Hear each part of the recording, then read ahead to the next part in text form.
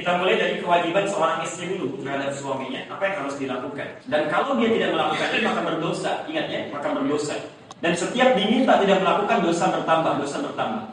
Apa diantaranya? Yuk kita lihat. Ar-rijalu qawwamuna 'alan nisa bima faddalallahu ba'dahum 'ala ba'd wa bima anfaqu min amwalihim. An-Nisa 34. Para lelaki, para suami dilebihkan dari para perempuan. Diberikan kelebihan. Ya.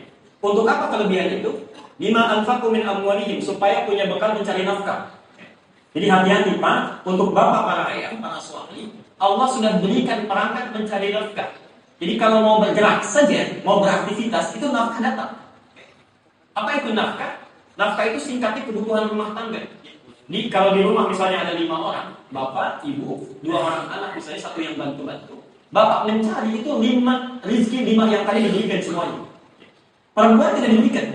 Perempuan tidak diberikan kemampuan itu. Karena itu haram bagi perempuan mencari nafkah. Haram. Tapi tidak dilarang untuk bekerja.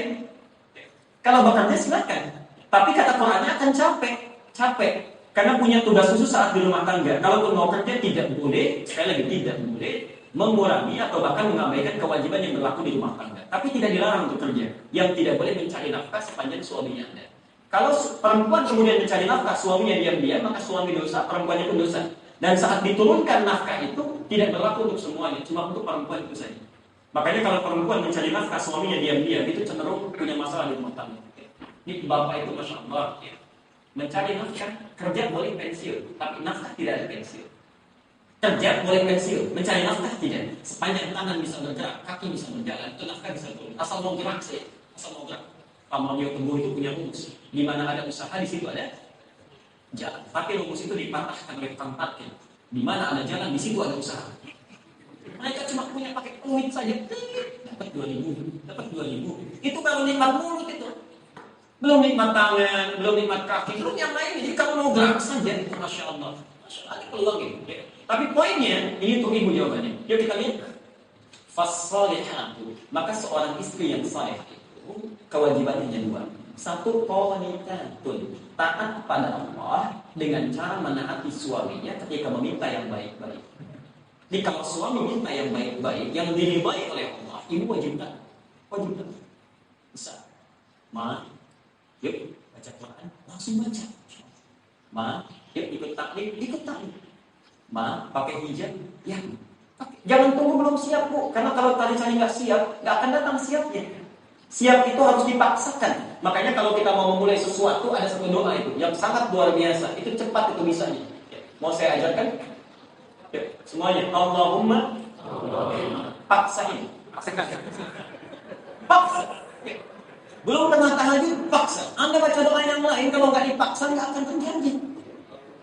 Ya.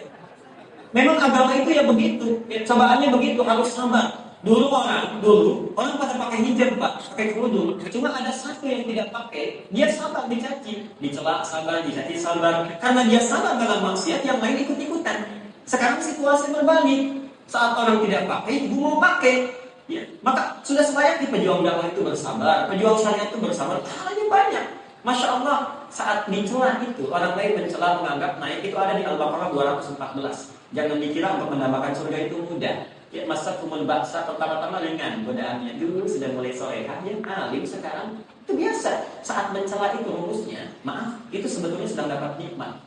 Kalau ada orang mencela kita, itu maaf sekali lagi, dosa kita sedang diambil oleh orang tersebut, kebaikan orang itu diberikan pada kita. Itu rumus ada. Jadi berbahagialah kalau bicara. Atasan dan marah-marah bisa luar biasa, berbahaya itu. Itu tandanya, kalau sampai yang tidak wajar itu tandanya kebaikan kita, kejelekan kita sedang diambil, kebaikan dia sedang diberikan pada kita. Jadi Anda yang punya jadi kedudukan, punya atasan, hati-hati. Sebaliknya juga, yang bawah jangan gibah. Begitu gibah sebaliknya, sudah dapat pahala dikembalikan lagi. Nggak sampai saya tadi kan dibalikin lagi. Itu poinnya.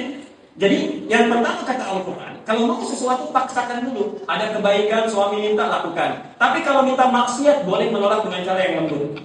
Ibu sudah berhijab, bapak datang, Ma, ada undangan nih di pesta, jangan pakai kerudung dulu lah. Sebentar aja kok. Jawab dengan lembut, Ma, ini mama pakai kerudung dididik oleh ibu dan ayah almarhum selama 40 tahun, Pak. Papa minta ditanggalkan dalam 4 menit. Bagaimana nanti menghadap mama dan papa di akhirat nanti? Pelan-pelan, dengan bahasa yang lembut. Itu kewajiban yang pertama. Yang kedua, menjaga nama baik suami, khususnya saat tidak sedang bersamanya. Itu kewajiban ibu. Cuma dua syarat istri salihah. Menjaga nama baik suami, khususnya sejak tidak sedang bersamanya. Ingat kenapa ini diberikan pada perempuan dan ditempatkan di surat An-Nisa. Apa artinya An-Nisa, Bu? Sudah clear. An-Nisa itu bukan perempuan. An-Nisa itu perempuan-perempuan. Banyak jamak. Kalau sendirian namanya mar'ah. Mar'ah itu dari kata muru'ah. Muru'ah itu punya 3 arti. Satu, orang yang senang sekali tampil indah. Makanya bedanya laki-laki dengan perempuan. Perempuan itu memperhatikan keindahan, Pak. Bapak mau kondangan, baju belum disetrika, biasa aja. Dari belakang, ganti. Nah, itu perempuan. Yang kedua, senang terhormat. Sifat yang gemar terangkat, terhormat. Makanya kalau ibu ajak anak saya ke sekolah, ya, temannya mengatakan, alhamdulillah Bu, anak saya ranking 1. Oh, anak saya juga sudah hafal Quran, gak mau kalah. Naik. Dan yang ketiga, perhatikan, ini seakan dengan kata mir'ah. Mir'ah itu cermin, berkaca. Senang melihat, senang berkaca. Karena itu kemanapun perempuan, umumnya, walau tidak semuanya, itu senang bawa cermin, kaca. Cermin, kaca. Turun di rumah pakai kaca. Turun dari mobil, lihat spion. Masuk ke tempat kerja, ada kaca, lihat juga. Semua dilihat. Itu wajar, biasa. Tapi perhatikan, kenapa disebut dengan mar'ah salah satunya? Mirip dengan cermin. Pak, saya tanya Bapak, kalau cermin kita lempar, pecah, bisa nggak disatukan? Bisa dipakai berkaca, bisa? Bisa, Pak, cuma sulit memantulkan bayangan yang sempurna. Sama dengan setiap perempuan, sensitivitasnya sama dengan cermin. Kalau dilukai, cepat memaafkan, tapi sulit melupakan apa yang telah terjadi. Rekening listrik 20 tahun yang lalu masih ingat. Karena itu sifatnya seperti cermin. Tapi kalau banyak kan di luar namanya ini nisa. Nisa itu dari kata nasa. Nasa itu punya 2 arti. Yang pertama, cepat tersentuh, tergugah, cepat goyah. Makanya kalau nonton sinetron misalnya, bapak biasa aja, ibu itu sudah keluar tisu banget. Nasa, cepat tersentuh. Yang kedua, nasa itu yang gemar cerita. Gemar keluar cerita. Di perempuan sependiam apapun, kalau kumpul dengan teman-temannya, perempuan itu bisa cerita. Saya nggak bilang positif, cuma cerita. Dan ini sudah ada penelitian khusus menyampaikan bedanya perempuan dengan laki-laki. Perempuan lebih banyak yang keluar ceritanya kalau ditanya. Ada penelitian 2 orang, suami istri, pulang dari pasar. Suami ditanya, Pak dari mana? Pertanyaan yang sama. Dari pasar, selesai. Ibu dari mana? Dari pasar, Pak. Masa aku jalan ke becek sampai yang lain.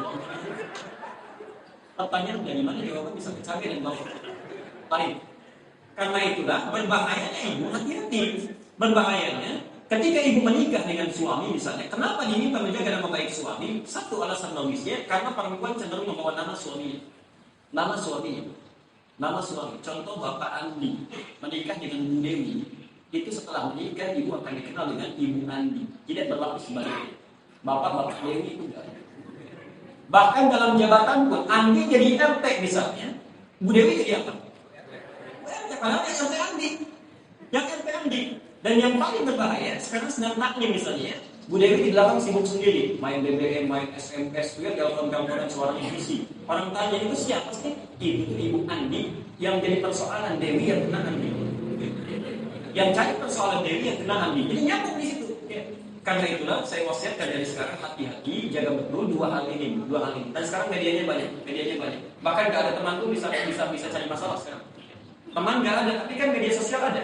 BBM ada, Facebook ada, kadang-kadang bikin status kan.